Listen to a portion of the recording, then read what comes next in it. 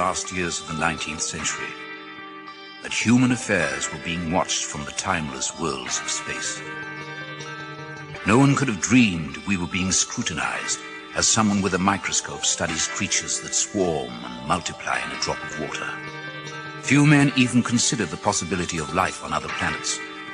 And yet, across the gulf of space, minds immeasurably superior to ours regarded this Earth with envious eyes. And slowly and surely, they drew their plans against us.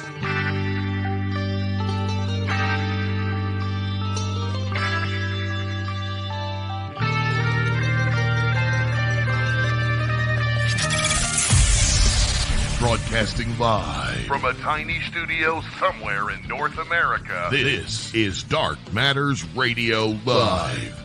And now I give you your host, the silverback of ufology. Here's Don Ecker.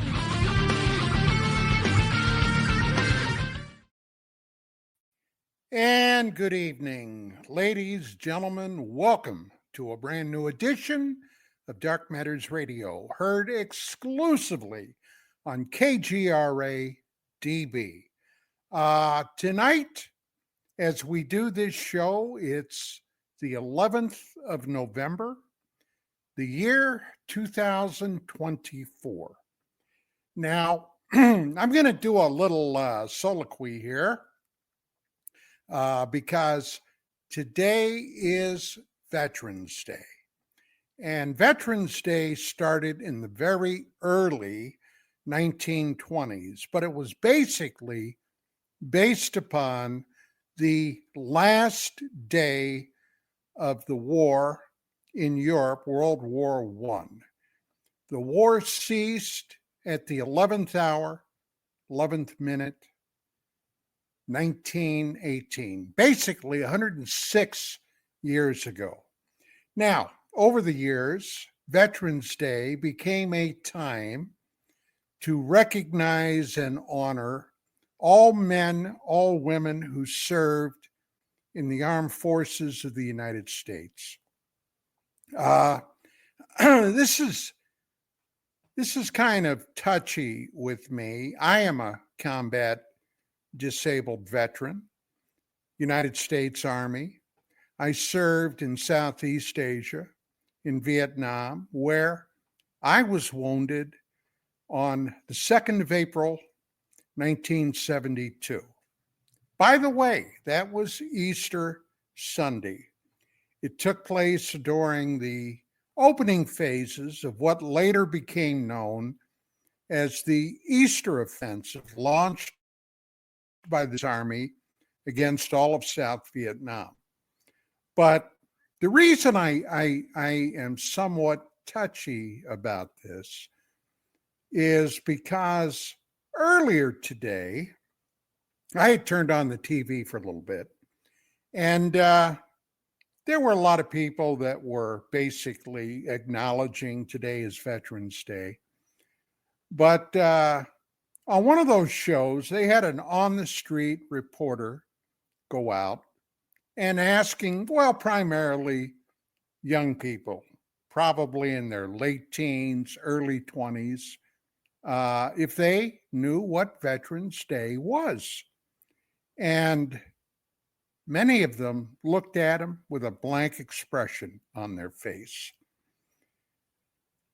Here in the United States of America, we have stopped teaching the youth of this nation what sacrifices many of our people have made in the past and today are making sacrifices this very day. I've often seen the meme out there. If you basically enjoy your freedom, if you enjoy being able, in most cases, to sit down and have a peaceful meal in your house, if you choose to go to religious services, you certainly may. If you choose to walk down the street with your family, okay, you can, as a rule, be pretty sure you're going to be safe when you do so. And why is that? Well, bottom line is ultimately you can thank a veteran for it. My family has military service going back to the Revolutionary War. Back in the 1700s, I had a great grandfather who was a very well known and renowned riflesmith in Pennsylvania that literally manufactured rifles and muskets for George Washington's Continental Army.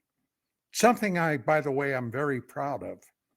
But today is a day when surviving and living military veterans are honored. Now, a lot of people confuse that with Memorial Day, which takes place the end of May every year.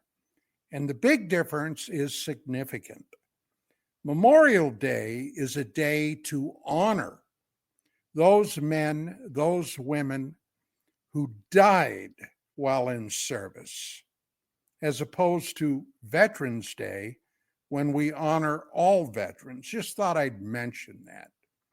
And with that being said, now I guess it's on with the show.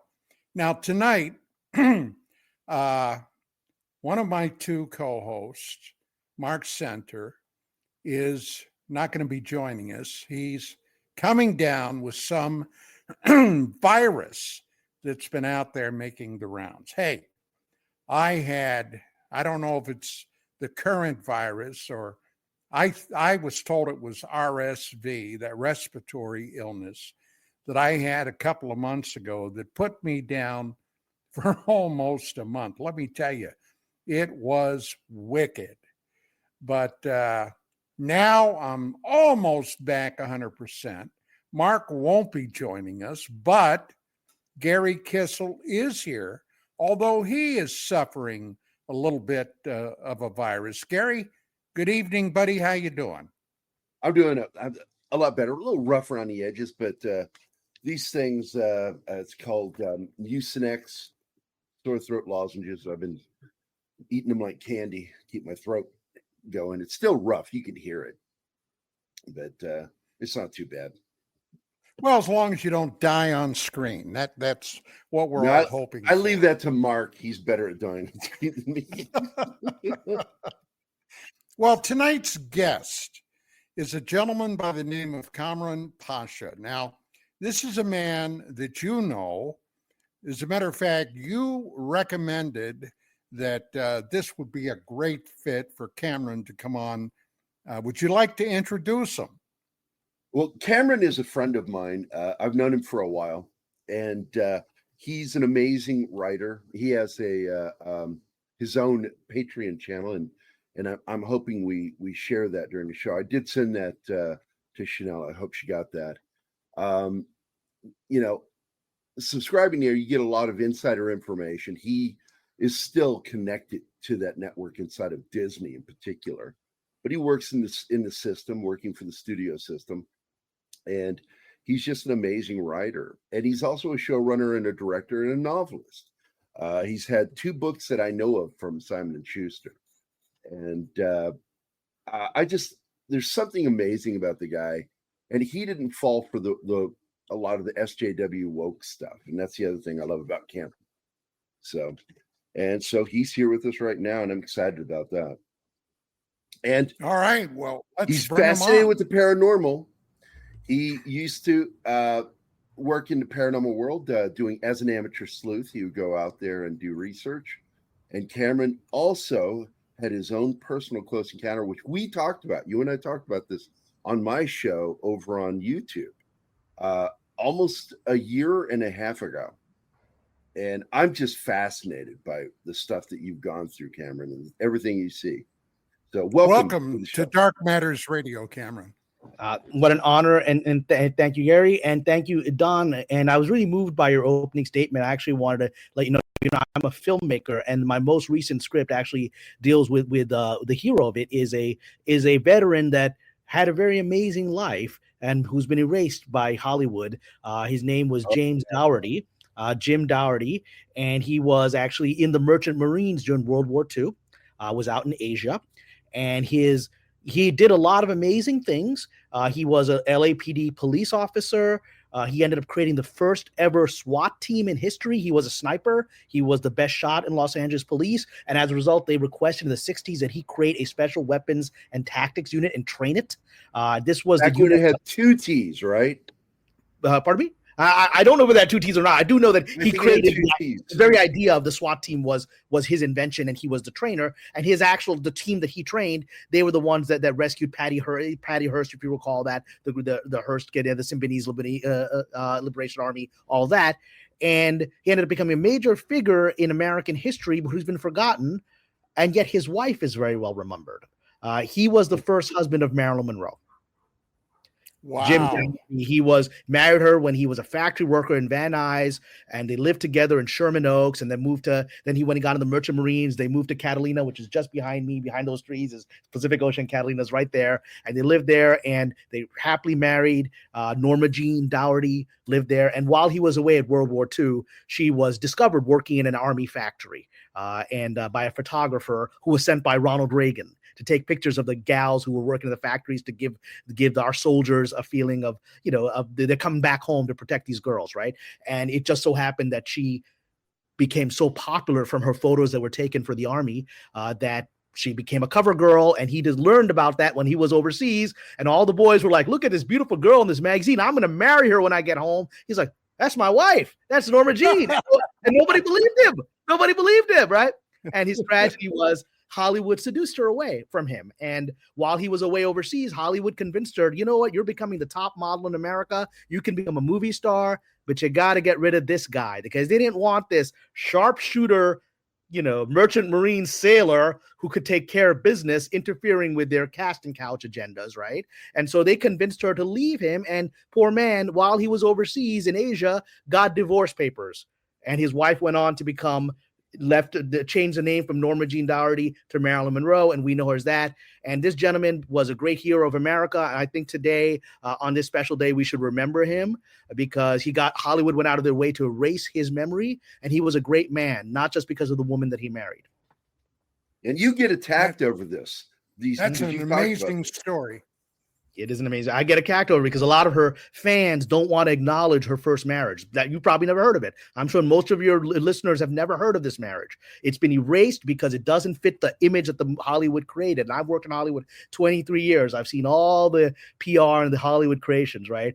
It's all mythical. But what's funny, and when we talk today about things that are not mythical, which is the paranormal, the funny thing is Hollywood is all a myth, but I've experienced things that people can't even believe.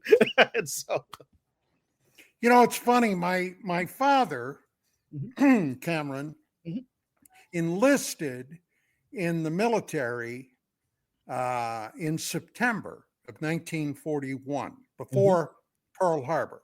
Wow. Now, the problem was he came from a large family, and he needed the money, to help at home.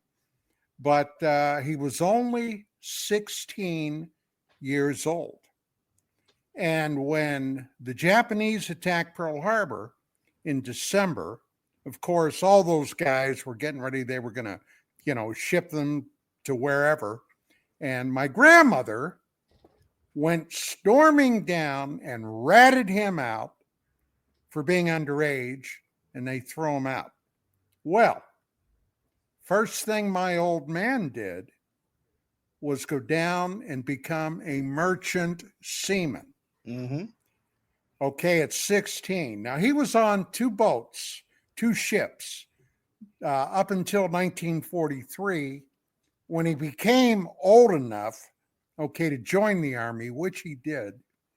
But he was on 2 ships that were sunk by the Germans.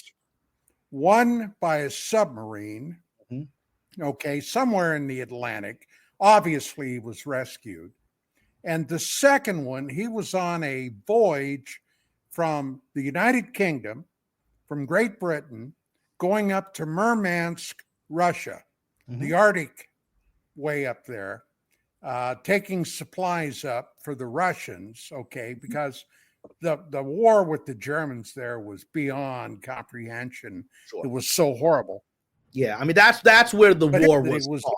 That's where Hitler was defeated, was in Russia. Exactly. His ship was struck by Stuka dive bombers, and it was sunk. Now, my old man never talked much about it, but when I was a kid especially, I used to ask him about that. And I asked him about the Russians. And he said, they fished me out of the drink. They brought me to shore. I was in a Russian field hospital Mhm. for 12 weeks. I guess he had been pretty banged up. Mhm. And he said, some days it was okay when they'd remember to come in and stoke up the coal because it was so cold up there, right? The fire. And he said, some days they forgot to feed us. So he wasn't too impressed. Well, that's. I mean, it's also communist mismanagement. I mean, I don't even know if they had the food in the supply lines. Right. I have great respect for the Russian people, Russian culture and history. I'm working in the film industry. Modern acting comes from Russia, from Stanislavski, right? One of the greatest artistic cultures of human history. Went through a pretty bad period with communism. It really suppressed it, right? Did you see that film? You probably did. Yeah. Called I think it was T-34. It was about a Russian tank crew. I feel like I should have. I've not seen that, but it feels like I've heard of this. Yes. Yeah, recent film within the last 10 or 12 years. Mm-hmm. But I've watched that several times. If it's a film that you have not seen, Mm-hmm. I highly recommend everybody try to view that film at some place. I don't know if it's on the streaming services or not, but it's one heck of a film.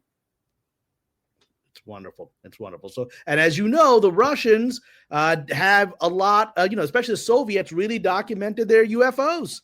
And we're only getting those files now. That were kept top secret. And, they had their Roswell incidents. They had all kinds of stuff, the incredible stuff they're only discovering today.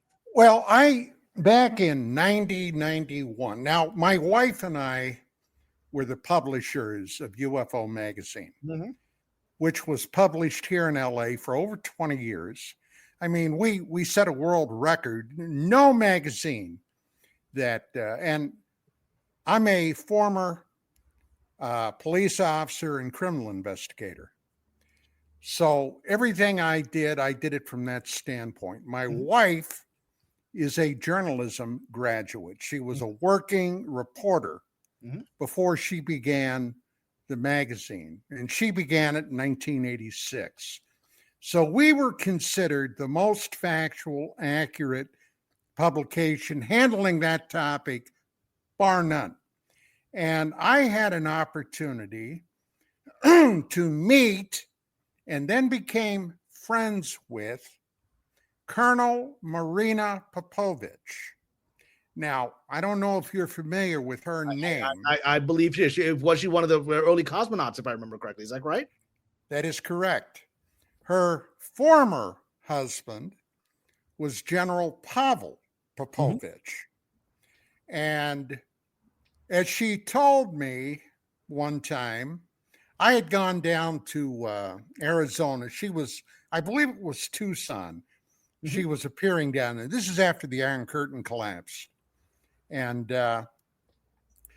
we were having a drink. Now, she barely spoke any English. Mm-hmm. So we had an interpreter there, a young woman who was translating for her. But she told me that her husband was the first human being, and it's true, that rendezvoused with another spacecraft in orbit back about 1961, 62. And, but then he dumped Marina for his secretary. And even communism cannot solve this problem. I think she was still a little ticked about that, but she was She Well, was he was a hero for fascinating woman. humanity. They all were. I mean, Yuri Gagarin. The respect that I've watched some of the great NASA scientists, some of the Apollo astronauts in documentaries talking of the incredible admiration they had for the Russian cosmonauts, particularly Gagarin. Because I mean, what Gagarin did, getting up there in space and coming back safely, was truly, they're like, no, everything we did after that, even going to the moon is not as remarkable as that achievement. It's Gagarin forever will be the first man to make, and I say first man to make it and come back, because there appears to be some evidence that the Soviets sent others up there that didn't come back, right? There at least one woman that we have at least some radio evidence of her calling for help before Gagarin, and apparently she was never rescued. But Gagarin did it and came back, and that's going to be forever. He was a strong critic of the Soviet government. That's why he kind of mysteriously died. So it was a very courageous man. Well, that was a very touchy period too. Mm-hmm. When I was in college, I was a history major, and history is the thing that I've loved my entire life. Yeah. And I did a lot of research, a lot of study, and of course, 61, 62, the communists were in Cuba. There was an abortive attempt to invade, to drive them out. Okay, the Russians put missiles in there. We were a hair's breadth from a nuclear exchange. And thank God, I remember I was in junior high school when all that went down. So it's not a history. You saw it.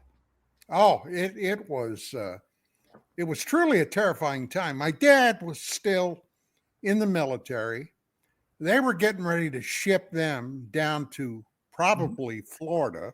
Yeah. There were some people talking about invading Cuba to drive the communists out. Which would have been that would have been dead.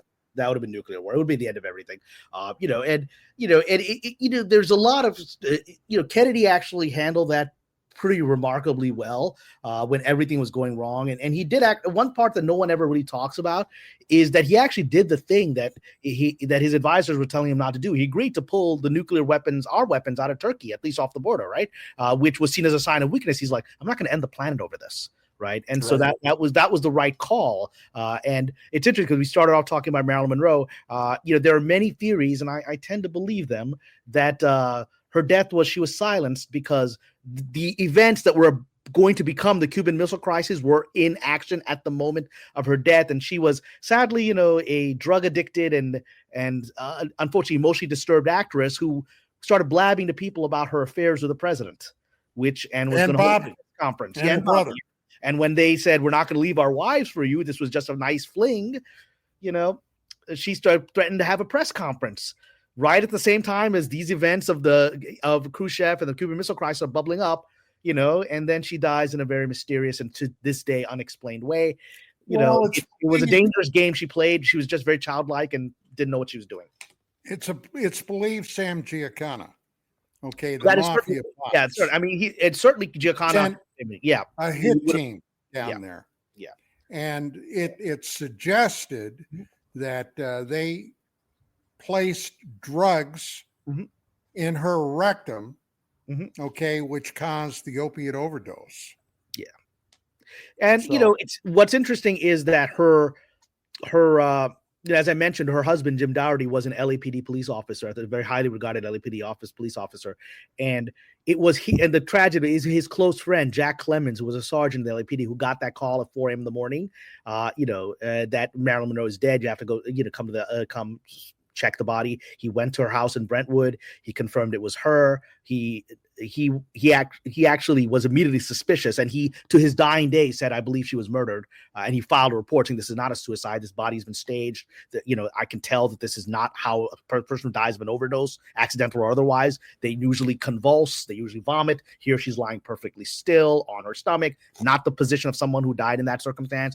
And the people in the house, her psychiatrist, her housekeeper, were acting very strange." He said, "I believe this is a murder site." He filed that report. That report was then changed, and his name was forged on it to say it was an accident or suicide. And to his dying day, he said, "I never wrote that report. It's a lie." But he was the one. He actually called Jim Dougherty from her house phone with the body right there saying, that I'm sorry to tell you, Jimmy, your wife's dead. Jim Dougherty is the first person that found out from the public. He got that call at 5 a.m. in the morning from Marilyn's house, and it just completely destroyed him because he loved her and he got married again, but never quite got over this first girl, as you can imagine. And he always knew that when she had left him for Hollywood, that he knew she was sensitive, emotional. She had been married several times. Yeah, but he was the first marriage. Yeah, and he was the first. Yeah, he was the first. Yeah, and then she married. He was a very good man to her. He never abused her, unlike claims of Joe DiMaggio and Arthur Miller both abused her physically or psychologically. He took very good care of her. And she left him, and he knew when she left him that she was going to die, because he knew that there would be no one to protect her like he did, and no one did protect her. So he got that call, and it's very heartbreaking. Yeah. Well, one of the reasons that I was very interested in talking to you, Gary had told me that you had an amazing experience down in Central and South America. And of course, this show is mostly geared toward the paranormal, UFOs, UAPs, etc. But I really wanted to hear about that, Kamran. So could you set the stage for that? Sure. So I've always been fascinated by the paranormal since I was a child. I was born in Pakistan, grew up in Brooklyn, New York as a child, moved to LA here 20 years ago to become a screenwriter, but I'm a New Yorker at heart. And I was obsessed with everything from Bigfoot to ghosts, but I was really obsessed with UFOs as a child. And I would actually look out of my window in my Brooklyn apartment at night at the sky, looking to see if a UFO would ever fly over. And I remember once getting very excited because I saw a circular light in the sky. What it was a searchlight. It was one of those police searchlights or whatever but as a child, it got me so excited, the idea of the circular light flying through the sky. So I was always looking for that. And and perhaps on another show, or maybe even later in the show, I've had other experiences. I've go ghost hunting, as Gary knows. I've done a lot of interesting things. I've had a lot of strange experiences, not just in the United States, in West Africa, other places. But I've never experienced a UFO, and honestly, I never expected to. I thought, I've seen ghosts, I've seen all kinds of other things, right? And experienced them. But this is probably not going to happen in my lifetime, even though I believe in the reality. We can discuss what they think they are. I don't necessarily think they're necessarily aliens from another world. I think these may be interdimensional beings from our world, but another reality. But whatever the theory is, I just never expected to ever interact with them. So the setting the stage is this. It was 2019, so before the lockdowns, before all of that, the last sort of moment of sanity we had, I guess. It was April, May of that time. If you look, it was probably May. It was when there was a solar eclipse that was going through South America. And as you know, there are eclipse tours that you can sign up for in advance. Like I knew about that there was going to be an eclipse that was going to go through Chile. And so about 4 years in advance, I signed up. I was like, I've never seen a solar eclipse. I want to see it. And then the time came and I was, oh, wow, it looks like the weather's going to be great. So I flew out to my tour guide in Chile in May of 2019. And, we were in Santiago. I'd never been to Chile, and it's a lovely, lovely country. Fell in love with it. And we went there. We spent a few days just hanging out. It was like a tour, and there were astronomers with us, and we had some interesting discussions and all that stuff. And then finally the day of the eclipse comes, and we're going to go see it out in the Atacama Desert, which I think Gary knows, you probably know as well, is a very unusual place, right? It's known for its UFO sightings. So the Atacama Desert, because that was where the eclipse line was going to go through, and we went out there to the desert, and it took place around 3 p.m. or so. And, and it was remarkable. I don't know if either of you gentlemen have seen a solar eclipse with their own eyes, but first time I had seen it, and it's one of those really amazing moments where your heart just soars, and it's how magical the universe is, right? And so I had that experience, just that in itself was a life-changing experience, just seeing the eclipse, right, with my own eyes, and then the eclipse was done, and it was over, and so we all hung out and had a picnic in the desert. And then we were for a couple hours. And when the sun set, we were going to drive back to Santiago, which is about an hour or so away from where we were in the desert. And so the sun set, and it's interesting because there are many who claim that that we can summon these things, perhaps consciously or unconsciously, that by focusing on them. So while I was there in the desert, I just happened to mention in passing at our picnic, the Atacama Desert is famous for UFO sightings. Saying that to my friends there, right, or the people on the tour. It's because Chile there had so many sightings, and especially in that desert, that Chile has actually set up a public X-Files unit where people can report their UFO sightings. Chile has some of the highest number of UFO sightings in the world, and they have a public unit, that government unit where you can submit your sightings that's analyzing them, right? And so I just mentioned that in passing. People say, and this was a lot of astronomers and scholars, and so a lot of that's real interesting, legendary stuff, right? So they all dismissed it, and I dismissed it. We're just having conversation. I wasn't there for a UFO. I was there for an eclipse. So sun sets, everyone packs up, gets back on the bus. And I get back on the bus, and I suddenly remember that I dropped something. I was my wallet or something. I dropped something on the sand, right? I was like, oh, I better go get that, right? So I get off the bus when everyone else is on to just go get what I left. And the moment that I step off the bus and onto the sand and I look up in the sky, I have my body reacts before my mind can process. If any of you if you've heard these stories, you've experienced yourself, if you have a phenomenon like a UFO sighting, your body reacts first because it goes into fight or flight mode, because your body reacts to something that should not be happening, right? And so I immediately, my body reacted, and even before I understood what was happening, out of my mouth came, "What the hell is that?" And then I understood what was happening. Then I saw it. So about 100, 150 feet above us in the desert, and this is pure desert, there's nothing around us, right? There's no buildings of any kind, nothing, maybe mountains in the distance. And we look up, and it's a stunningly bright red orb. It looked like a strobe light in the sky, but it wasn't flashing. It was bright and steady, very bright. It was like if you thought if you get closer, you'd be blinded looking at it, even from where we were. It was very intense. And it's obviously not a star. This is something that's floating above us, right? And it's incredibly bright and no sound whatsoever. And I'm staring at this thing, and my body is reacting with fight or flight. There's a tension. Like, this shouldn't be there. Like, even though I couldn't process it, then your rational mind comes in, it's like, well, maybe this is a drone, maybe it's a plane, a helicopter. It's not any of those things. All of those things make noise. Even a drone, you can hear the whirring of a drone. Here in Santa Monica, people fly drones over the beach all the time. You can hear it from hundreds of feet away easily, right? Here, there's just pure silence. You can just hear the whistling of the wind. So I'm like drawn out of the bus in almost hypnotized. What is this? I go out and I see that there's two other people who are members of our troop who are still there out in the desert. And they were both, a man and a woman, and they were both looking up at the same light in absolute wonder. So we go there and I stand next to them. And as I'm standing next to them, the light suddenly goes from bright red, instantly it becomes bright green. Again, no flashing. It's just bright red. Now it's bright green, right? And as you know, any kind of flight, FAA flight, or it has to have flashing lights so that other pilots do not mistake it for a star and recognize that they might fly into it, right? And so this is just steady light, and it's not flashing or changing in any way, but it's just changed into a new color instantaneously. So we're gazing at this. It remains green for several more minutes, and it's just hovering above us.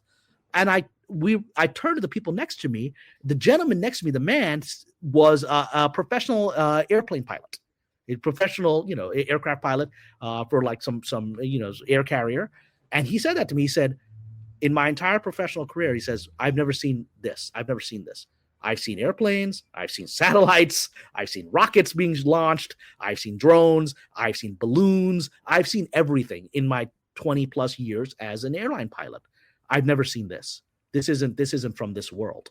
He said those in words of awe, and the woman was just gaping, and we're staring at this, for a good maybe 3 minutes. I mean, it's a long time. You're out in the desert. It felt like forever. And it's just hovering, bright, no sound.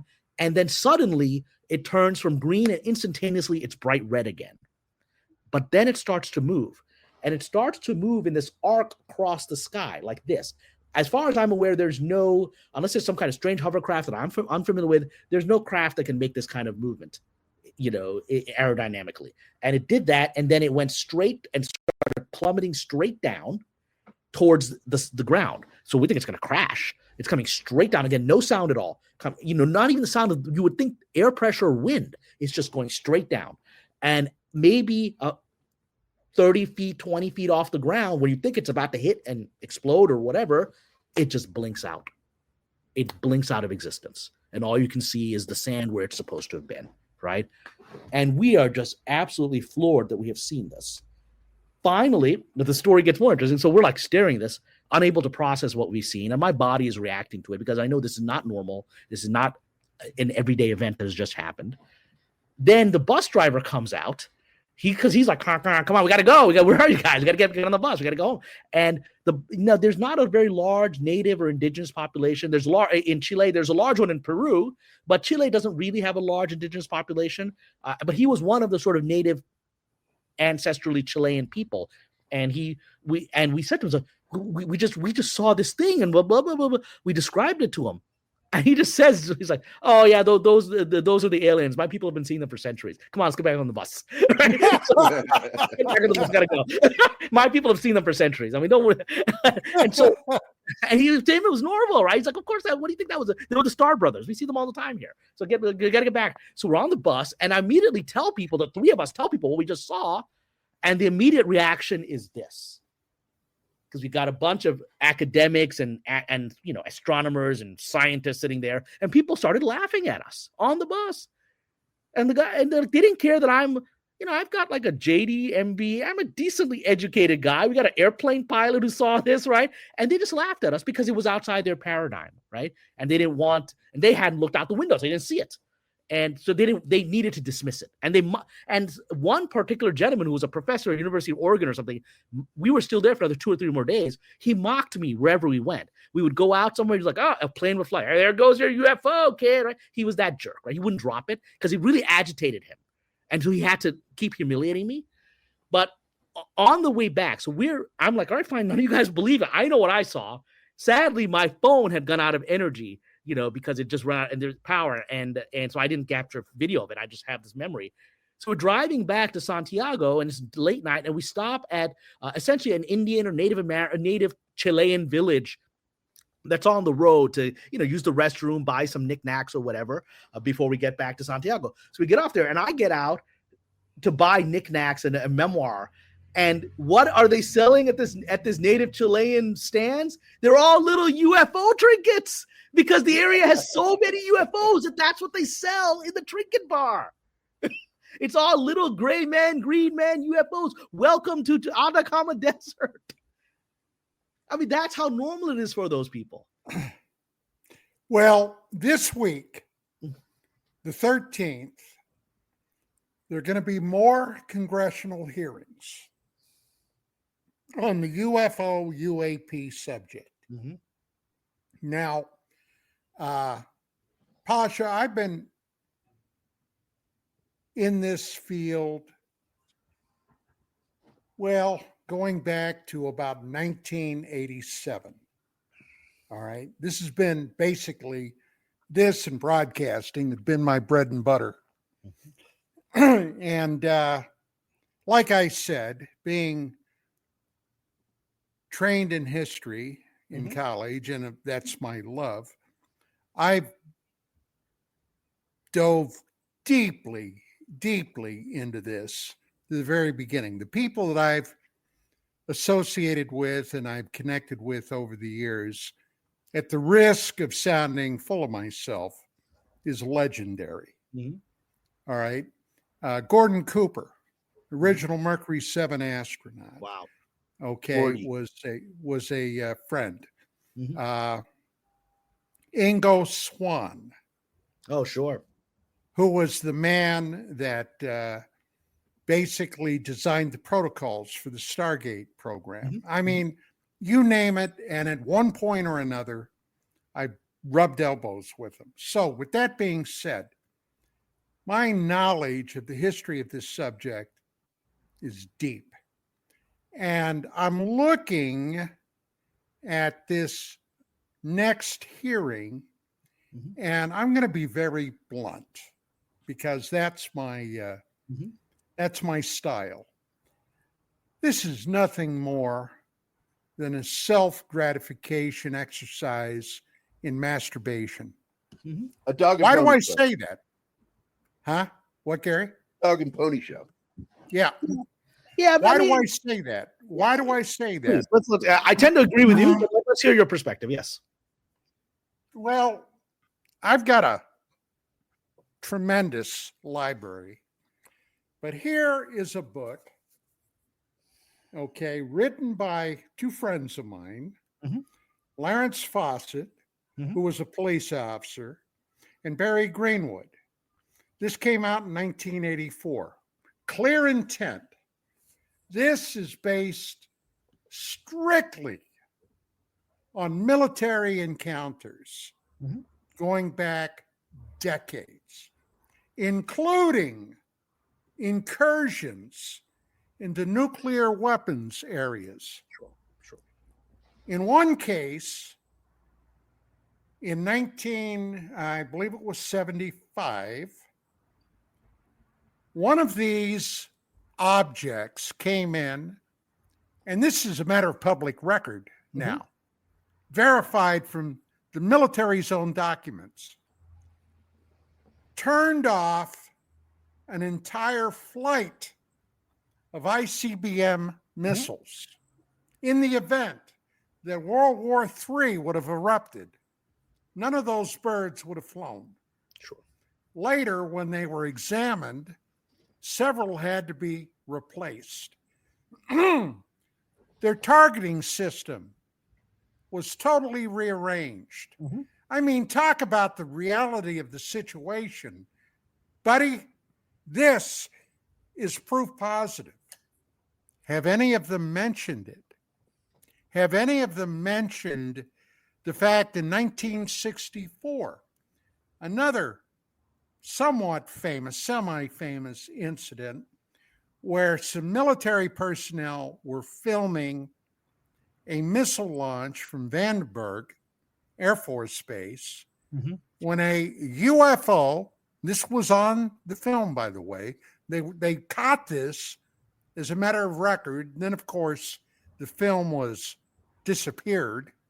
Sure. A UFO came down and fired bursts of energy, light flashes, into this climbing ICBM, and the rocket tumbled out of the sky. Once again, proof positive. But none of these people, you see, this is the thing about UFOs, and it's something that have basically upset me forever. People coming into the field deem it not important enough to do some in-depth research to find out what's already been uncovered over the years. Sure. And they'll come across something, think it's this brand new thing, and hell, 30 years ago, people were talking about it. Well, you're right. From the standpoint of ignorance. Well, look at all the big hoopla about the New York Times talking about this, the ATIP program, right? The new law, the government has been investigating UFOs. I'm like, they've been doing this before Project Blue Book, before Project Grudge. I mean, I would suggest all of those projects were put up by people that already knew the answers, but they needed to look like that they were doing something, right? And I would suggest ATIP is the same, right? And every time it's this shocking revelation, and I'm sure the professors are on my bus because this was before that New York Times ATIP revelation, about a year before, probably dismissed it when it came out as if but as if this was some kind of news anyway. Do you think ATIP is some new project? Well, number one, ATIP was not even an actual official program. Sure. Okay. Sure. The late Senator Harry Reid collected $22 million to fund this. Most of it ended up going to Bob Bigelow and his aerospace company. Okay, one of those incestuous little deals. And the people involved with it, i.e. Lou Elizondo, okay. And I got to tell you, pal, a lot of questions about Lou. We just did a show a couple of weeks ago with somebody that did some very in-depth research on him. Gary, you were there. Yep.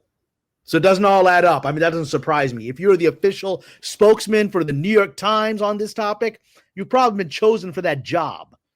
It's not like you come out and broke your security clearances to do that. Well, I don't have a bird, but if I did, I wouldn't even use the New York Times to line my bird's cage. Right.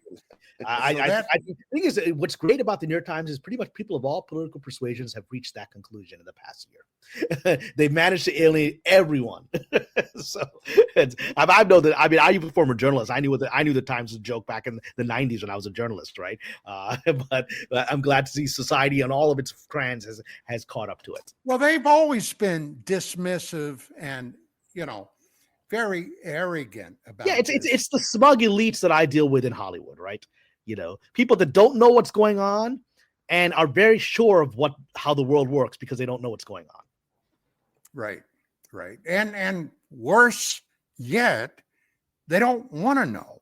They don't want to know. And then they're ripe for being used by people that want to make sure that everyone else has a narrative, right?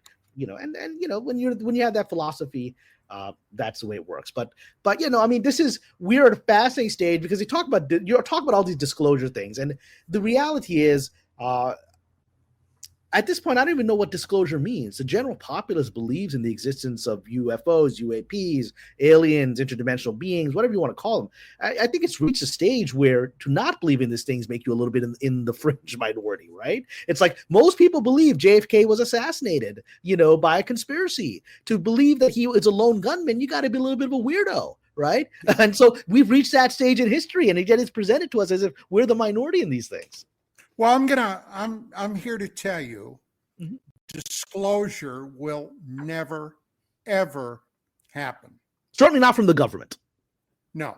And I'll tell you why. And I wrote a paper on this, at the beginning of the year, called Disclosure, okay? A dangle basically too far.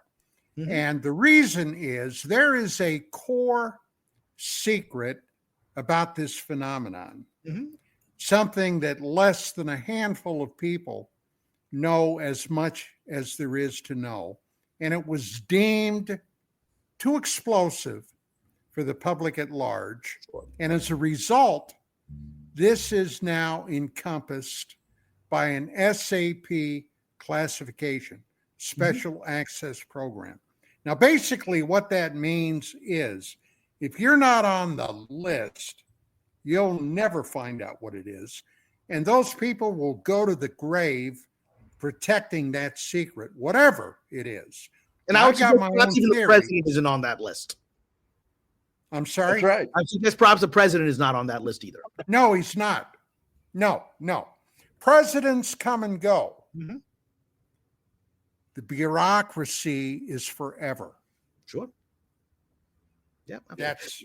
Give me 1 second. I'm going to turn some lights on in my home so I can see you and you can see me. But I want to, because I actually want, what I want to do is I want to give you a unique perspective on the UAP phenomenon that comes from my background that you probably have not had a lot of people talk about. So I come from an Islamic Muslim background, and there's a lot of Islamic traditions about aliens that are alive and living today, and my spiritual teachers have a lot of perspectives on it. So maybe I can give a new paradigm to add into the ways we can look at this. So let me just turn Absolutely. You bet.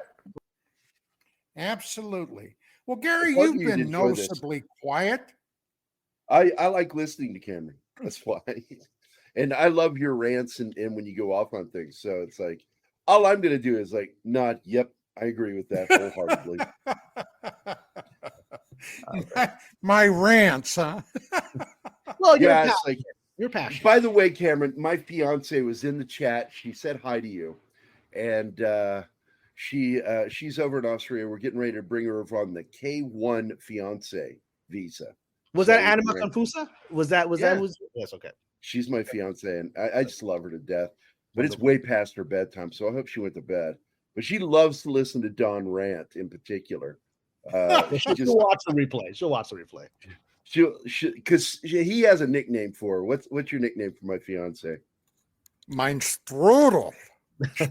So is she German origin? Austrian. She is from Austrian. Vienna. Okay. Yeah, if you say German to her, she goes, "I'm not German."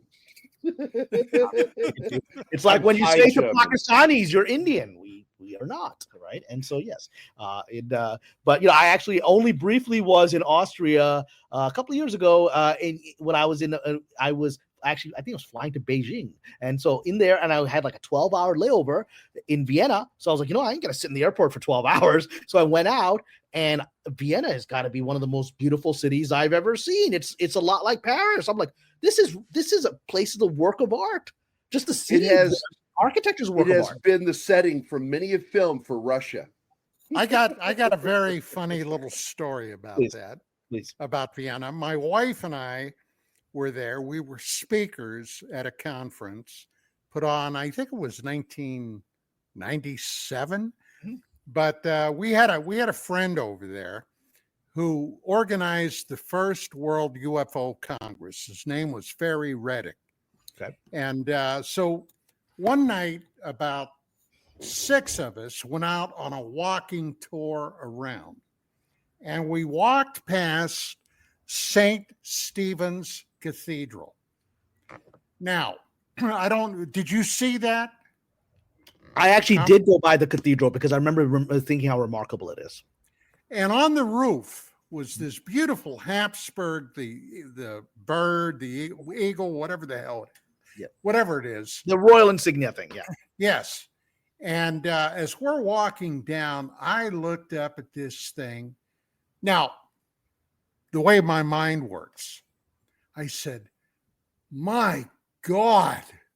And one of the other people, John Spencer, who was a Brit, looked and he said, oh my God, yes, that's impressive, isn't it? And not even thinking, I said, how in the hell did our bombers miss that? During the war. And then I realized, my God, what did I say? But think about it. London was destroyed.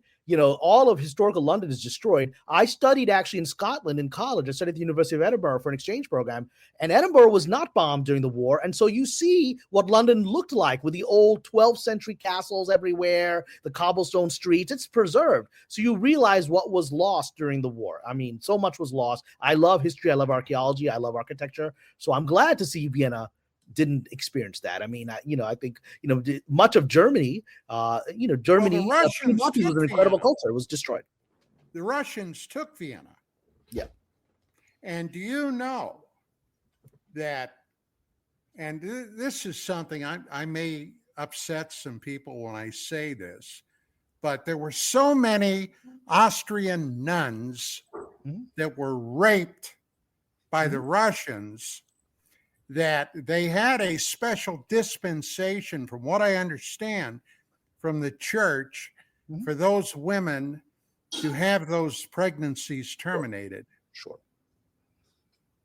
It doesn't surprise me. I mean, unfortunately, this is a crime that happens in most wars. Certainly the Soviets were a pretty brutal force, right? We saw defeating one enemy and then a much more dangerous enemy. I mean, I would suggest Stalin killed more people and was far more long-term dangerous. Mao was certainly far more dangerous. And so it is the tragedy of what was done to the Russian culture. But they did what I would say for the Russian, even under the Soviets, they had a respect for art.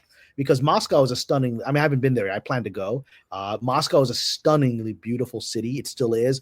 I mean, I've seen photos of their subways. Their subway is a work of art. It's like being in the Metropolitan Museum of Art. Every station of the subway is actually architectural. Art is everywhere. You think you're strolling through the Met when you're in a random subway stop in Moscow. So they've always had a deep respect and appreciation for beauty and culture. So I'm sure that's one of the reasons why they didn't destroy Vienna. Well, we're going to have to wait for your take on Islamic UFOs, Kamran, because we are at the top of the hour. We got to take our break now. But when we come back, we'll pick up right there. Ladies and gentlemen, this is Dark Matters Radio tonight.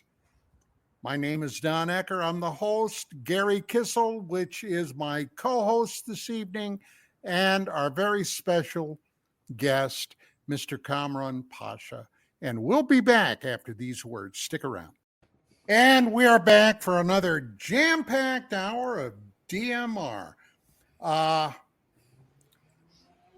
Kamran, you said something that was very provocative in the last hour concerning the Islamic religion's look at this phenomenon. I'm very interested in hearing that take, and something we should all keep in mind. Okay, now this is also very provocative, Mhm.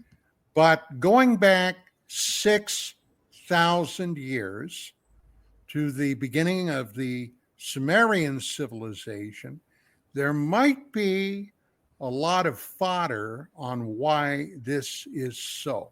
But I'll get into that later. But please enlighten us. Let us know what your take on this is. Well, let me start first with an interesting fact that I don't think many people would know. In fact, I'm sure some Muslims don't know this, but it's there. In fact, I remember asking my uncle this, who was a very religious man, was a child, and he didn't have the answer for it.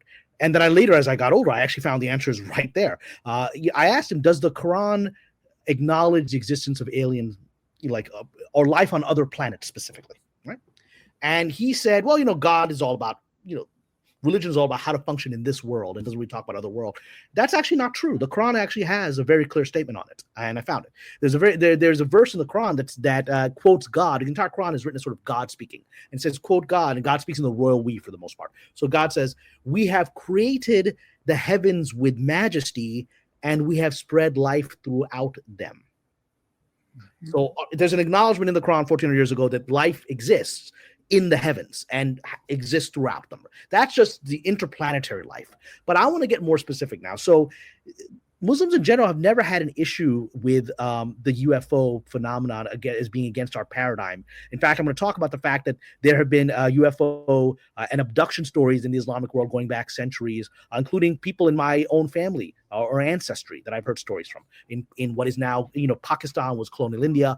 But because there's a specific paradigmatic issue, and again, others with other religions go, we have similar. So I'll let other people of other religions say their perspective. But from the Islamic perspective, part of the Islamic religion is that there are two sentient races in this world, which is the human race, the children of Adam and Eve, and the pre-existing race, which is the jinn, which in Western culture is called the genies, right? But jinn literally means invisible. That is what it means in Arabic. It is the beings that are invisible to the human senses normally, right? But so, they are fueled by fire, are they not? Well, they're smokeless fire, which is, you could call it radiation. It is fire that does not create smoke. That is how the Quran describes them, right? It is smokeless fire. The jinn live in a henna. And the Islamic cosmology is that prior to the existence of Adam, there were two races that existed. There was the race of the angels, which are formed out of light. And in the Islamic tradition, they don't really have free will. They're essentially robotic. They do whatever God says, and and as a result, they're not like humans because we have free will. But then God created a second race after that, which is the jinn, which is made from the smokeless fire, and they do have free will.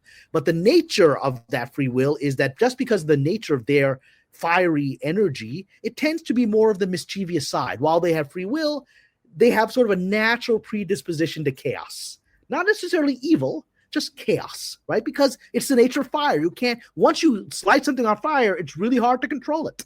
It spreads, it does what it wants, right? And it can create life, it can destroy life, right? That's fire, and that's the nature of the jinn. And they populated this world, this planet Earth, before the rise of human beings. And so in the Islamic tradition, the Quran, then Adam is created, the first man. And God commands the pre-existing races, angels and the jinn, to bow before Adam because it is the highest of God's creation. And the angels do so because they're robotic, automatically. Sure, God, we do it, we bow. But the jinn do not, or at least some of them do not. Their leader, who is called Iblis, it means literally he who despairs, which is very interesting. So he who despairs, Iblis, was the leader of the jinn, or the king of the jinn, and he said, no, I will not acknowledge this human creation of matter, of mud and water, to be of higher nature than I, who is this energy being, right? Who's this glorious, fiery being, right? It's like the phoenix.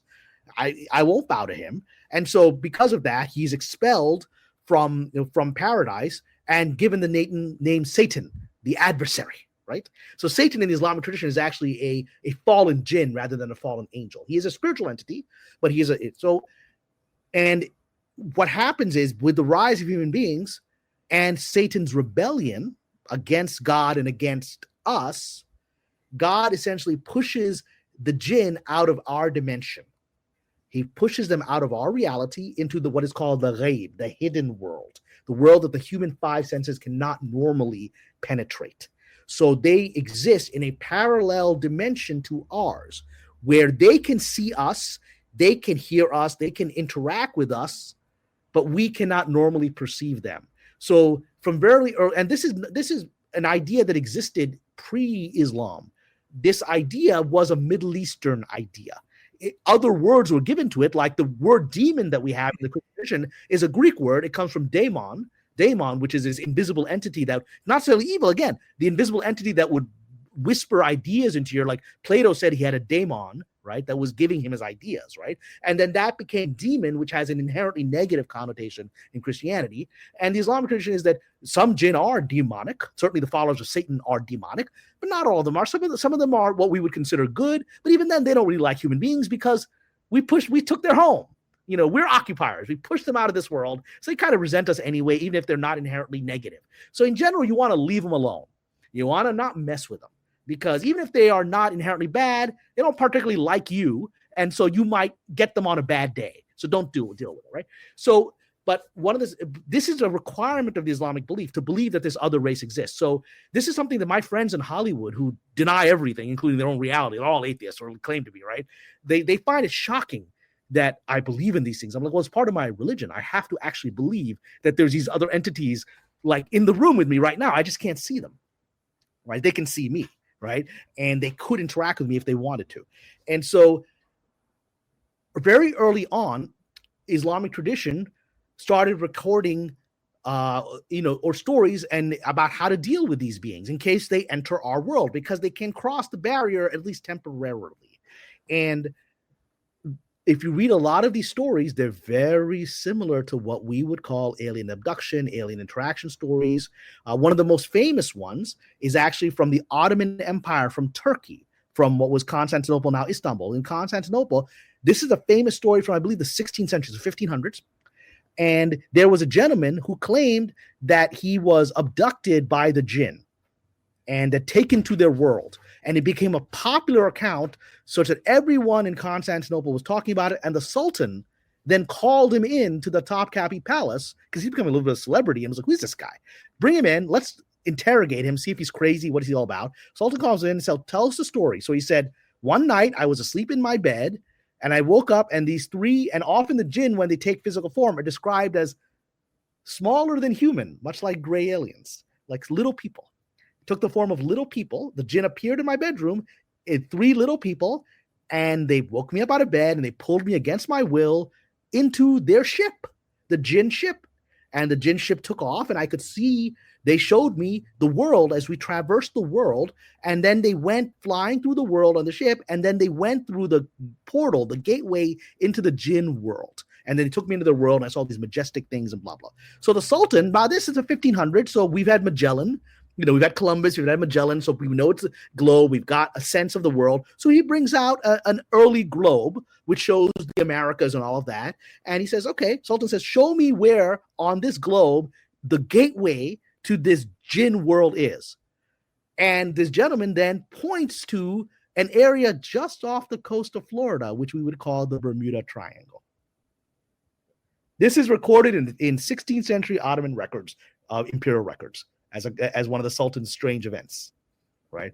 So, well, you know, it's amazing how many accounts from the darkest realms of history today are being re-examined. Now, I'm sure you're very familiar with the Book of Enoch. Sure, absolutely. I'm very familiar with it. Now, the Book of Enoch has only been in modern times, the last few hundred years. It's mentioned in the Christian Bible. It's really part of the Ethiopian church, but most Christians don't consider it canonical. The Ethiopians do. But the Dead Sea Scrolls had a number of copies of the Book of Enoch from over 2,000 years ago. So when Constantine held the Council of Nicaea to determine, Vatican Council, right? Yeah, to determine, what are we going to keep because it helps us, and what are we going to get rid of because it's too messy for the masses? Sure. The Book of Enoch was one of the books they gave the boot to. Yep. But have you ever read the Book of Enoch? I have read the Book of Enoch, and it is a fascinating story. Yes. I want to add just my little seasoning to this, Don, because we don't care. And you bitch Gary? about me always being quiet because I just like listening to you guys. But the fact is angels, Nephilim, jinn, demons, I think they're all the same thing. I think it's just different names for the exact same thing. I think we all across this continent over the vast period of time have found our cultural names for the exact same thing. And I've fallen, because I've talked to Cameron, I've lost my faith the way I used to have it, but now I have a different kind of faith that I feel works for me because I'm a science guy. And seeing aliens today, you're seeing something that's ancient, that was here before we were here. And I do believe in the seeding of Earth. I believe that's how we came into existence. But my God, that these are the same things, and this is ancient. And you can go back to the old books and paintings and find references to these. Well, on the seeding of Earth, this is interesting. So a Iranian friend of mine is a Sufi. I'm a Sufi. Sufis are Islamic mystics. They're like the Kabbalists of Judaism or the Gnostics of Christianity, or So we are the mystics that try to perhaps look. That was the Magi, right? Weren't they? Yeah, the Magi would have been mystics as well, and they're certainly from Iran, right? Every religion has always had mystics. There's a perennial philosophy of people that follow the religion externally and also look perhaps to deeper symbolic and esoteric meanings of the religion. So Islam has Sufism, and I'm a Sufi, and my friend is a Sufi, and the Iranian Sufis in particular incorporated a lot of pre-Islamic Magi and Zoroastrian wisdom into that. Sufis always absorb. Sufis are like, whatever is true is true. If the truth is coming from a Buddhist, you bring it in, right? Because it's true. You gotta love that. You gotta love that. The truth is the truth, right? And so, if this meditation technique works and you learn it from a Hindu, great, bring it in. It works, right? And so the Iranian Sufis in particular incorporate a lot of Magi tradition and Zoroastrian tradition.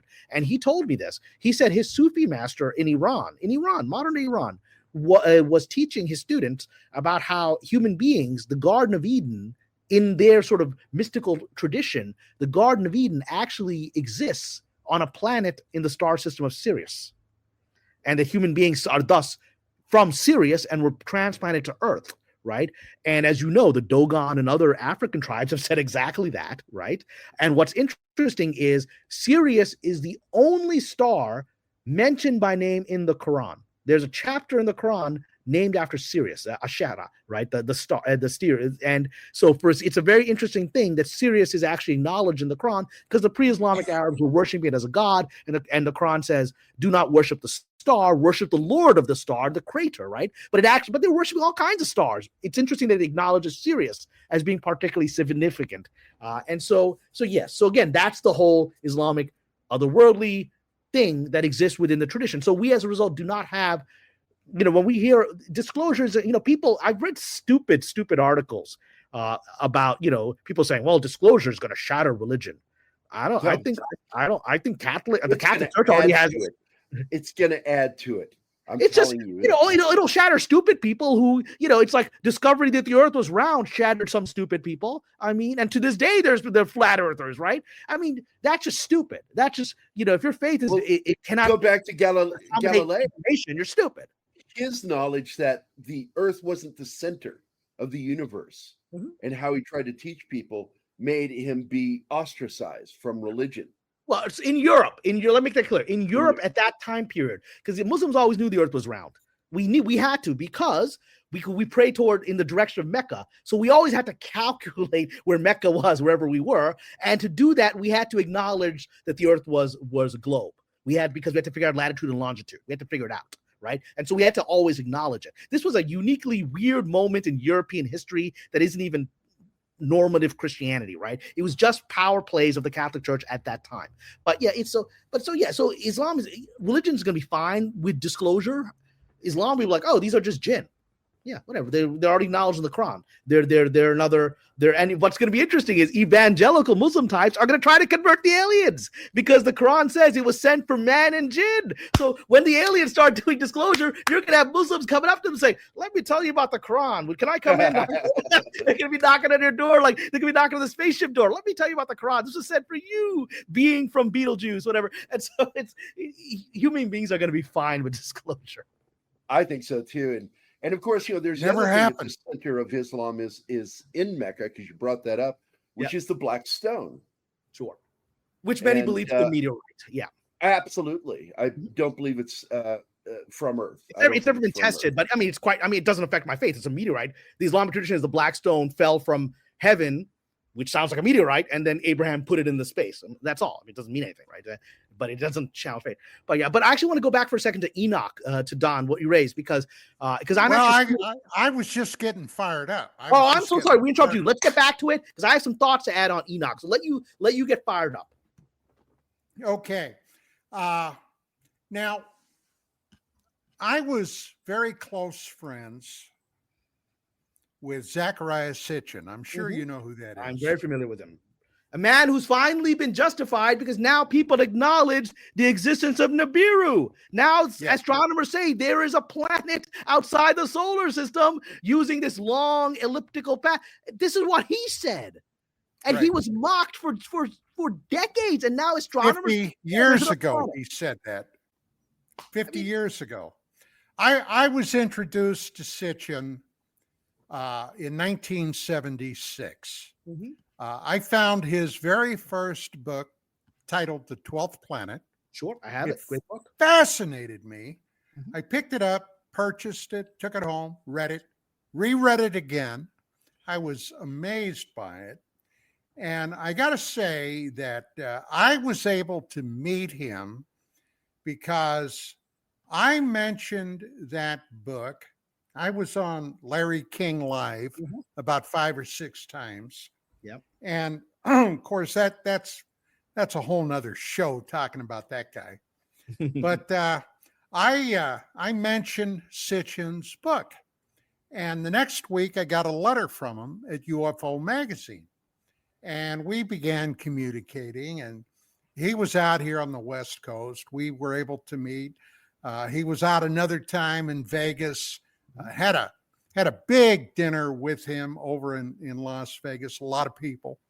And make a long story short, we became very close. And I had a lot of private conversations with him.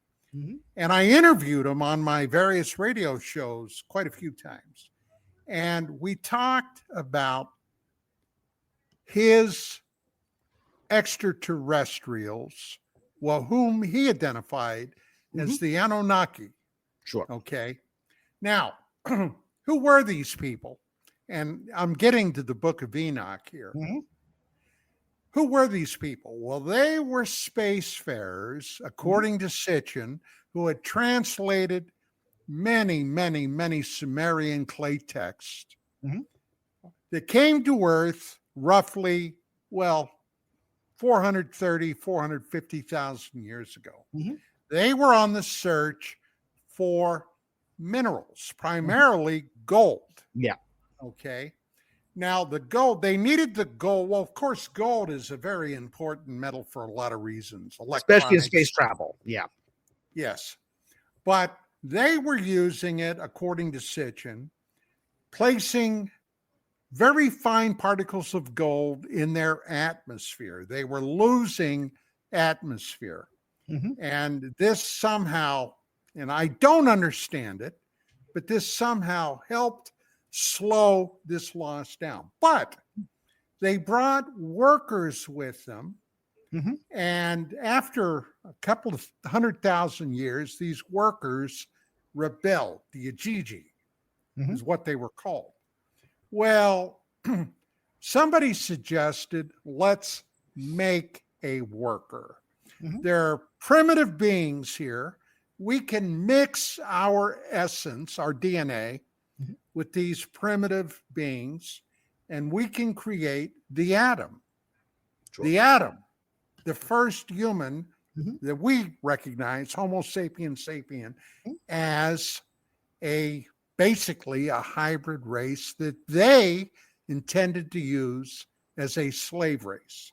Now, as people began to spread out and about, all right, the book of Enoch talks about the angels that God had sent down to keep an eye on these beings.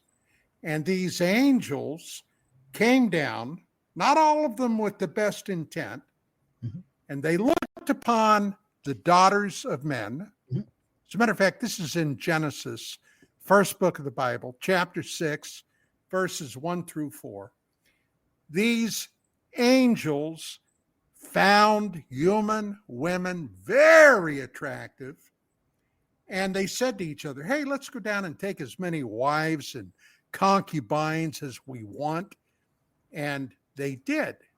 And the issue from those unions became a being referred to as the Nephilim, or those mighty men of renown. Now, I find this fascinating for a number of reasons, Kamran. These beings were described when they reached full maturity as being very large humanoid beings, up to 10, 12, even 14 feet in height. And hey, you know what's really odd? That's what the creature, and I'm convinced they're out there, Sasquatch or Bigfoot, are also described very much like that. And a couple of years ago, a story started making the rounds that came from combat troops that had served in Afghanistan that allegedly, now I wasn't there. Yeah, I've heard the story. I'm sure your listeners have not. It's an amazing story. They encountered this giant humanoid being that was living in a cave, apparently with a female and maybe some young ones. And as these soldiers came up upon it, he came charging out of the cave, threw a huge spear, impaling one of the troops. And after the shock began to wear off, all these guys opened fire on it and finally killed it. But this thing was described as being at least 14 foot in height, weighed over 1,200 pounds, and a Chinook helicopter was ordered to come out, pick it up, and cart it off to who knows where. And it's called the Giant of Kandahar. If you're interested, for the audience out there, they can look that up. There are a number of videos on YouTube about this. What do you think about that? Do you give that any credence? Sure. I mean, I'm from Pakistan, which is right next door to Afghanistan. My grandfather was Pashtun, right? So he's ancestrally from Afghanistan. So, I mean, Afghanistan is a well-known mystical area in the Islamic tradition. It is one of the more pristine parts of the world that have not, that have not really been penetrated by a lot of the modern conveniences, certainly in the mountains and things like that. And, just like we think of the Pacific Northwest as a place where Bigfoot can hang out because there's so much space that civilization has not entered. Afghanistan, those mountains. I mean, that's why those people can't be defeated. Alexander the Great couldn't defeat those guys because he wrote these Afghans, he tried to conquer them. They just go disappear into those mountains. No one could find them. No one knows where those caves go. And he couldn't defeat them. Brits discovered the same thing. Babur, the founder of the Mughal Empire, tried to conquer them. He has his autobiography written in the 1400s. I have a copy of it, and he talks about how he conquered. He was a descendant of Genghis Khan and Tamerlane. He conquered all of Central Asia. He conquered all of India and created the Mughal Empire that would build the Taj Mahal. Incredible warrior. He basically tried and gave up in Afghanistan. He went to India because I can't subdue these people. It's not possible, right? They know this terrain is impenetrable. They know it. It's magical. It's mysterious. They know its secrets. No one will ever know its secrets. He said that, and he just like, I'm done. I'm going to India, right? And he goes makes a Mughal empire there, right? And so Afghanistan is. I've actually always thought of doing a fun movie where the aliens invade and they take over the planet, but they can't take over Afghanistan. So all human beings they resist in Afghanistan. And that's where we defeat them, right? It's like a new version of Independence Day because you just can't beat those people, right? Don't try. Don't bother beating those people, right? Because you're not going to. No one ever has. And so I know, so I got that blood in me too. You just don't mess with us, right? But yeah, I mean, that region, the Muslims have always known it's a magical, mysterious region. There's things in those caves that are ancient. One of the Islamic traditions is the jinn, the interdimensional beings. Caves are one of their hangouts. Caves that human beings have not entered for hundreds of years are their best place of hangout. They don't like us. They find us annoying like cockroaches and flies. They don't want to deal with us, right? So they go away to places where, like caves, ancient caves in Afghanistan, where they're not going to be bothered. So like there's this giant of Kandahar. He's probably, what I would call a jinn species that was living there, and we human beings made the mistake of disturbing them. So, but I want to actually make this broader now, because I'm actually bringing it to what I do as a screenwriter. I've been telling stories. So this fits into actually a movie that I've written recently. It is based on a similar story that comes out of the Iraq War that was told to me by my Sufi spiritual teachers 20 years ago, at the beginning of the Iraq War, Operation Iraqi Freedom, as it was called. It would have been in May of 2003. So, it has been 21 years now.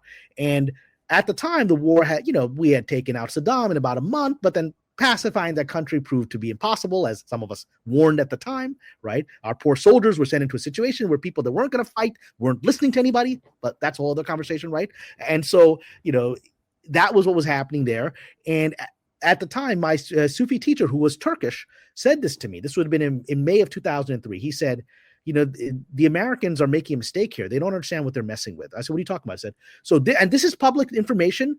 You can find the Wikipedia page. So one of the things we did, or at least, again, I don't blame the soldiers for this. They're just following orders. One of the things our commanders ordered them to do was go into the ancient ruins of Babylon in Iraq, bulldoze half of this UNESCO site, and build a military base on top of it called Camp Alpha. So UNESCO was like, what are you doing? There's a huge desert all around this. Why don't you build a base in the desert? Why are you building it on top of UNESCO heritage site that is mentioned in the Bible? That's an important part of humanity. Why are you destroying Babylon? But they did it. And before you go any further, let me say one name to see if this figures in to what you're talking about. Gilgamesh. Well, it can. It can, because the legend that I'm going to talk about goes back to that era and before. Gilgamesh may have been a story that derived from this incident that we're going to talk about, right? So my Sufi master said the military guys or the politicians who are doing this, just like the people that really know what the UFOs are about, the politicians who are ordering this base to be built there are doing it on purpose. They're looking for something. They're looking for something in the ruins of Babylon.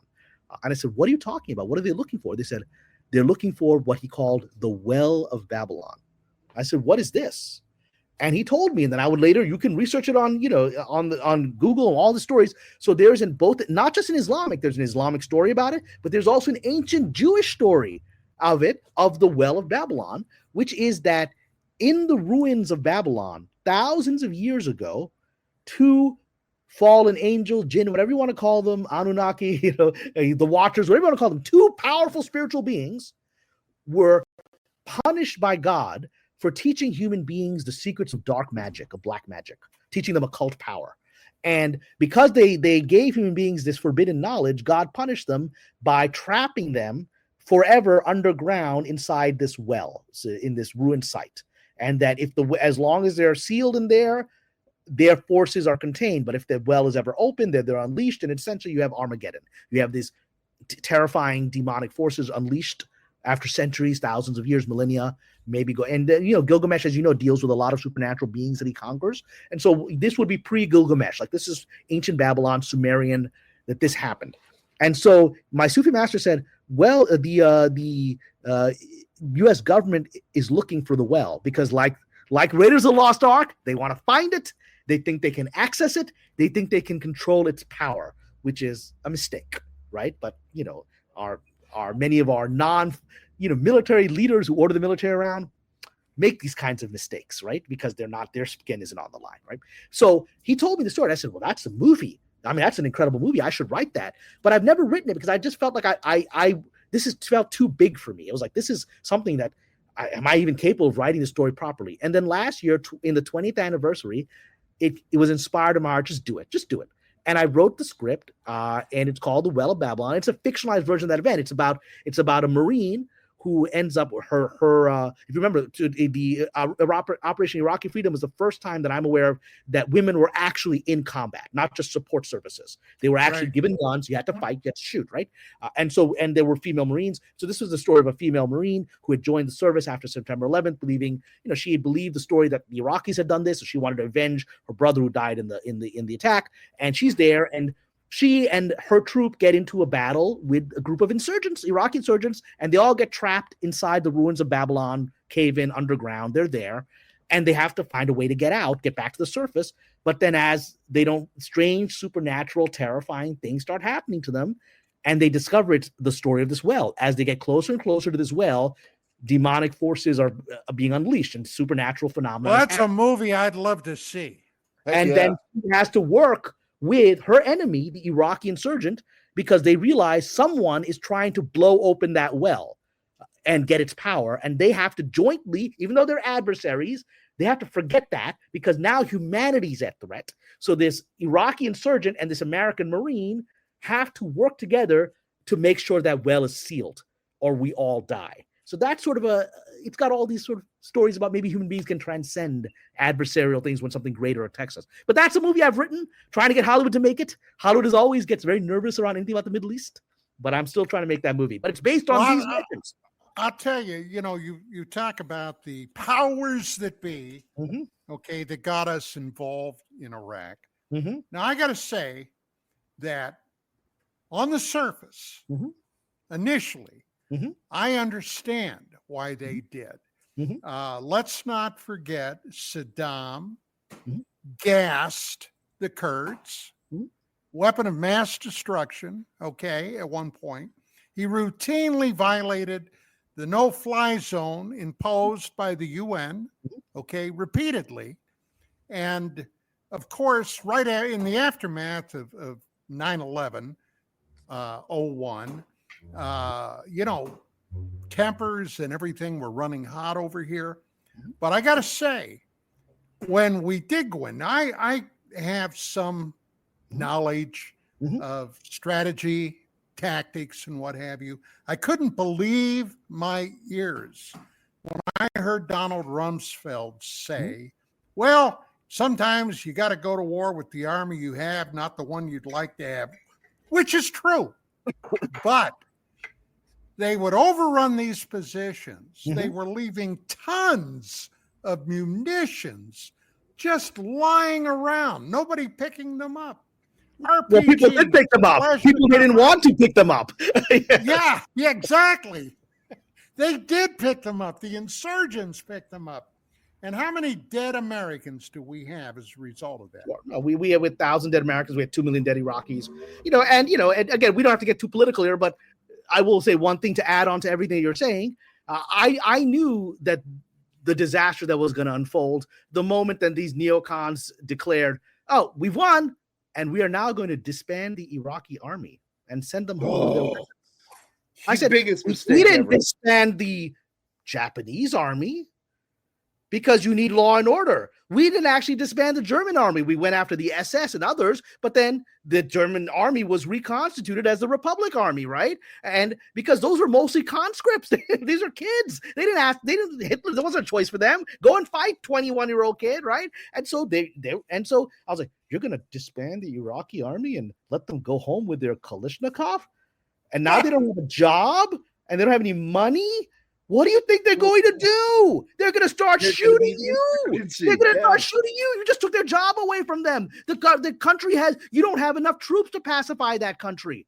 You needed to get rid of, if that was your goal, you need to get rid of the government structure, of the leadership, and then co-opt the remaining structure, which is what we did in Japan, which is why Japan is a functioning society. It's what we did in Germany.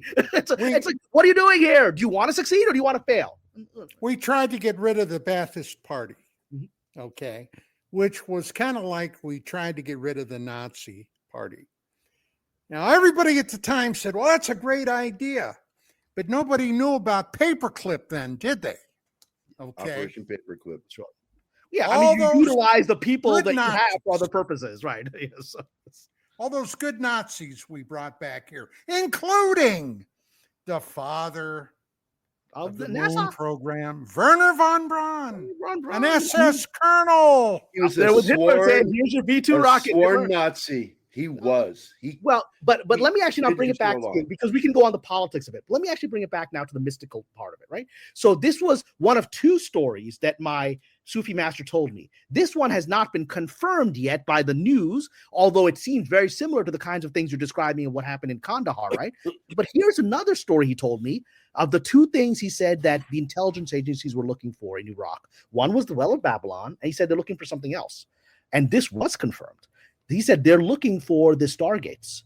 They're looking for the interdimensional gates. He says Saddam found the ancient Sumerian stargates to the jinn world, to the other world, right? And they're trying to find those to utilize those for military purposes. And so that was, and now if you actually Google Sumerian stargates and U.S. soldiers, you will find, I think it was Vice that did an article in 2005 about interviewing American soldiers who said, yeah, we were sent on this crazy mission to look for stargates. It was every single thing my Sufi master said to me 3 years before it was in that article. So it's like, clearly he must know something. He must know something if every single thing he said ended up being reported, right, as having, happened. So yes, so there were events. There were obviously the external political events and military events and blah, blah, blah, blah. All of that happened. There were ideological things that were happening, but then there's also this phenomenon that was part of that war to get ancient knowledge. I mean, and I would suggest it was. Well, the original Stargate movie came out in the very, very early 90s with Kurt Russell. Mm-hmm. Okay.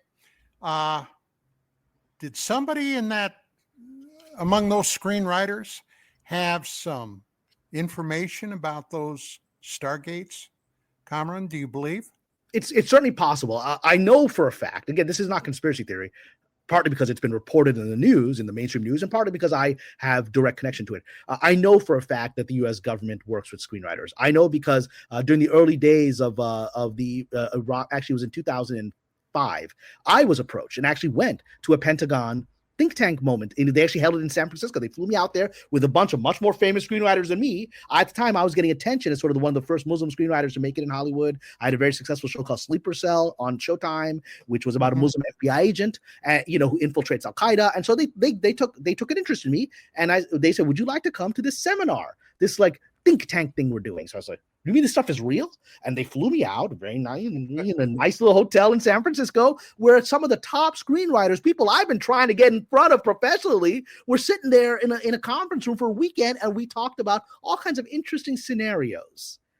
Things like the Stargate, things like the Jinn. We talked about all this stuff, and you got these people that are from the State Department and people whose origin is unclear, likely intelligence, taking lots of notes during this story brainstorming session that we did. So I know that's real because I did it. And so yes. That kind of makes you believe in the idea that we are all suffering the mushroom syndrome, where we collectively, the people, are being kept in the dark and fed copious amounts of bullshit. Okay?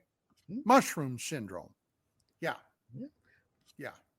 Absolutely. And but that's why add up I just wanted to add in there that it's not the first time, and I think it's a wonderful idea that the government will turn to creatives to figure things out. And it was also the subject of Larry Niven's Footfall, that the heroes of that story were all science fiction writers, authors, and screenwriters.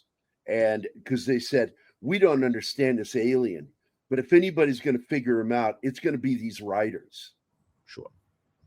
Yeah, And I because like truth, that when it, because the world is stranger than our limited paradigms, and the job of an artist, of a writer, of a storyteller is to escape the paradigms of the way the world is, and to perhaps intuit the way the world will be. H.G. Wells was a perfect example. Jules Verne was a perfect example, right? Of people that foresaw the world as it would become, right? And so anyone who's smart does that kind of thing. It's only one step away from from the remote viewing stuff. It's only one step away from that. Well, I said it before, not often, but I have said it on this show.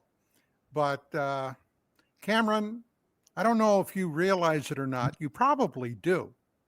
But they are not only here, but many of them, I believe fervently, are walking among us, with us being none the wiser. No, again, and that's within the Islamic paradigm, because we believe the jinn can take human form and appear, and like you talked about the Nephilim. One of part of the Islamic tradition is jinn, when they take form, they can reproduce and mate with human beings. It is a living cultural tradition in Islam today that there are human jinn hybrids living amongst us. If you do a search for human jinn hybrid, you'll read about actually how Morocco has been dealing with, people like jinn panics, where people are afraid of their neighbor being a hybrid. I mean, this is a real thing happening in the 21st century today. wow. Because it's in the paradigm of the culture, right? Well, they also talk about it in ancient Greek mythology. Sure. I mean, look at all their demigods were a combination demigods. of entities, yeah. Yep. And they all had strange animalistic things and whatever. Gilgamesh was a demigod. Exactly. Gilgamesh. Now, the Euphrates River has been drying up. I'm sure you're familiar. There have been, and I've seen nothing further, but allegedly his tomb, Gilgamesh's tomb, have been discovered where the river previously was. And what you said about the U.S. military going into that World Heritage Site, okay, and taking it over, was in part because they wanted to get Gilgamesh's tomb open, to find out if he had any interesting artifacts in there.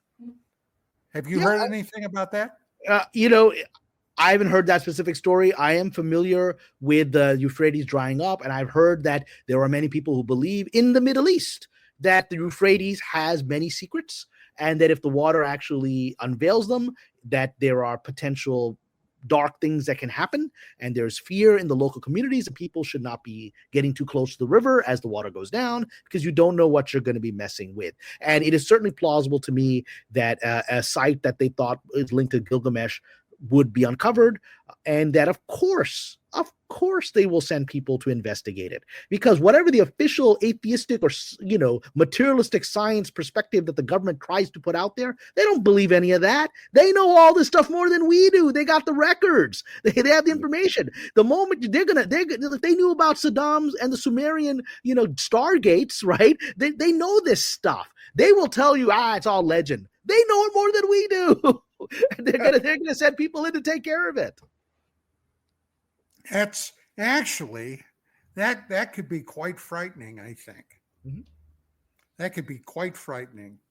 You see, this is the other thing, and hey, I've seen it in my life, okay, in the military, and when I was a police officer. People have a tendency to fiddle around with things they don't have a clue about.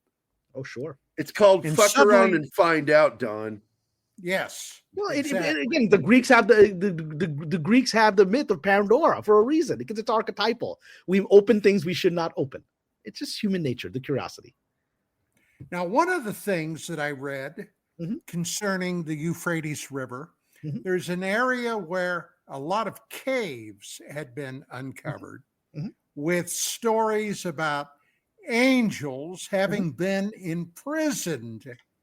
Doesn't that sound like the Well of Babylon story? Doesn't that sound the same? Yeah. Yes, it certainly does. Yeah, So, that's the reason I mentioned it. yeah, and Well, it's. I mean, this is what's amazing is how much has been hidden from us, and sometimes really for our own good. I mean, in some cases, it really is for our own good. You don't want every joker going looking for the well of Babylon, right? You really don't want that. It's gonna really open up some problems. well, you'd have to be a moron to be a Westerner going over there stumbling around. Yeah, just Okay. let me dig here. Let me dig here. You want to help me, Ahmed? It's not a good idea. Yeah. Yeah. Especially Yeah, when the local, and the thing is, the locals know. They don't talk about it. The locals know all this stuff. They ain't gonna tell nobody about it, right? They keep their mouth shut because they know the power of what they're dealing with. Right.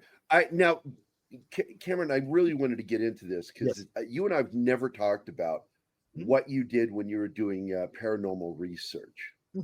What got you interested in that, and what kinds of things did you run into while you were doing the research? Well, I mean, in paranormal research in the sense, really, I've gone on paranormal investigation. I've gone on ghost hunts. I've done that for maybe 15 years now. I started hanging out with a lot of those famous ghost hunters, like, they were on the various paranormal shows. And those guys would always set up, like, they're getting a little side income. They set up tour companies, right? Where you could go and tour with them and go. In fact, one of the sponsors of this lovely video I saw is a tour company I'm checking out now. It's called Mysterious Adventures. I saw their ad for, on the show, and I'm like, I'll check them out because that's the kind of tours I like to do, right? And people should check out mysterioussadventuretours.com. But the origin of it, like I said, I've always been fascinated just personally by the hidden world since I was a child. I've always sensed the other world.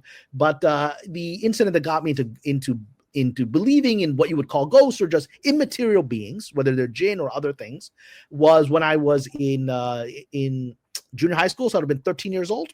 And one day it was in Brooklyn, New York. One day I came home early from school. We had a half day for whatever reason, but for whatever reason, it was just our junior high school.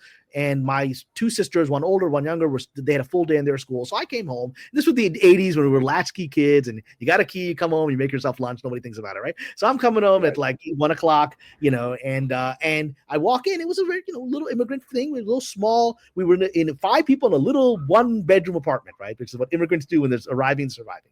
So it was a 1-bedroom apartment. It was the main door opens up into the living room, and it was like a T structure. There's a living room, and at the end, if you turn to the left, there's the 1 bedroom we all shared as a family, and then turn to the right, there's the 1 bathroom we all shared as a family, right? So I walk in, and again, it's 1 in the afternoon, broad daylight. I walk in, and there's a child standing in the middle of the little living room that we're in, and its back is facing to me. It's in dark sort of clothes, and has short dark hair, which my little sister, it was about the height of my little sister, and I assumed it was my little sister, who's 5 years younger than me, so she would have been about 8 years old at the time.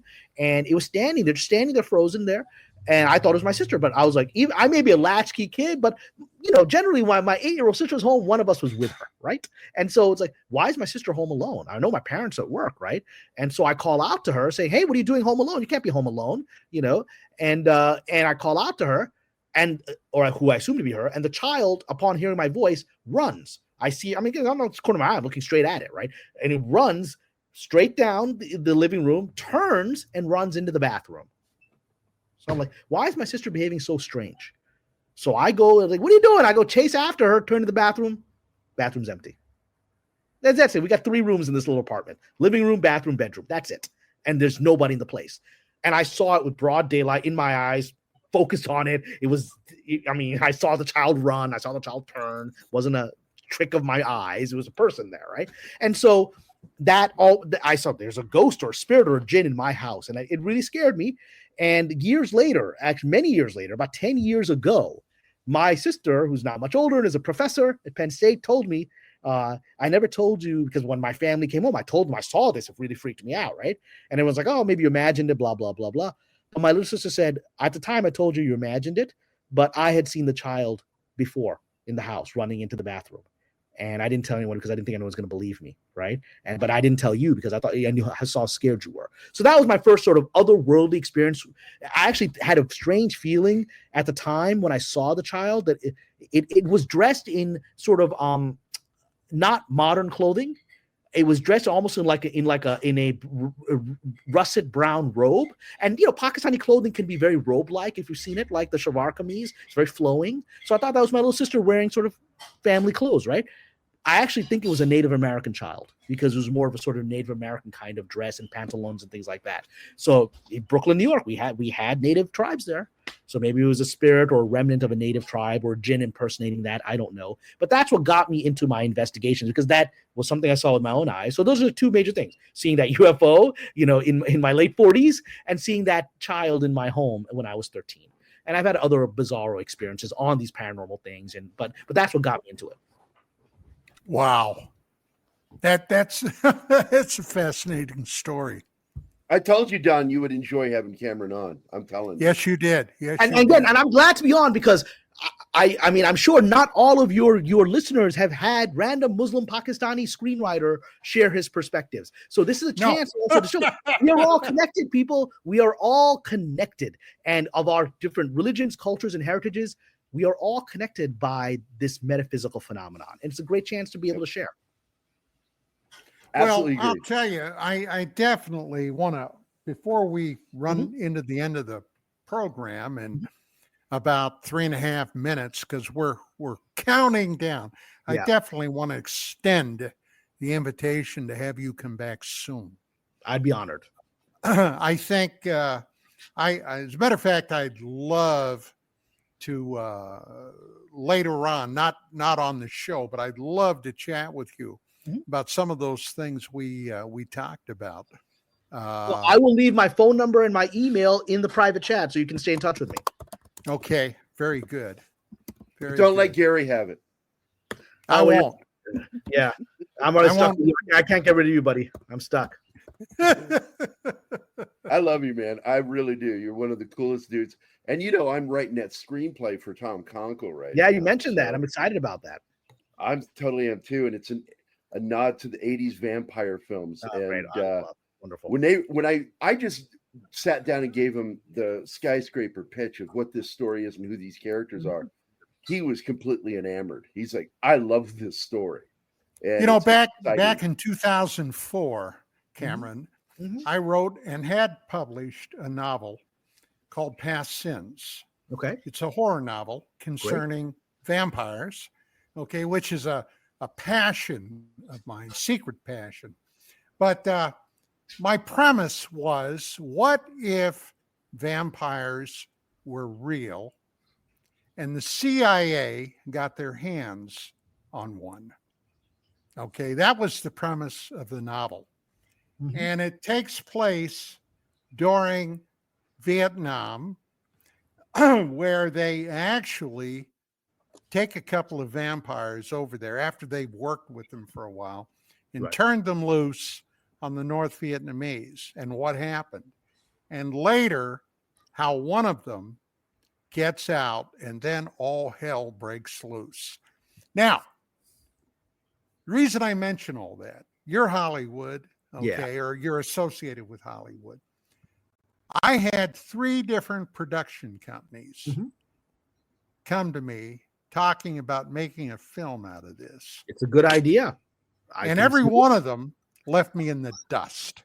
Well, that's how Hollywood works. I mean, this is the most ruthless town, the most ruthless thing. The only thing similar to it is Washington, D.C. And we would like to say that Hollywood is D.C. with more attractive people. So if you know the vicious politicking of Washington, D.C., that's Hollywood.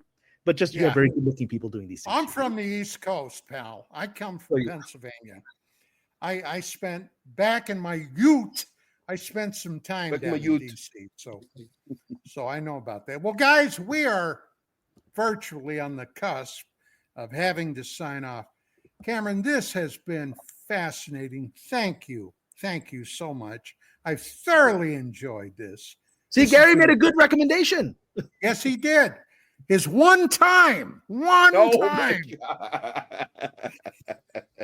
but this has been great. I really enjoy this.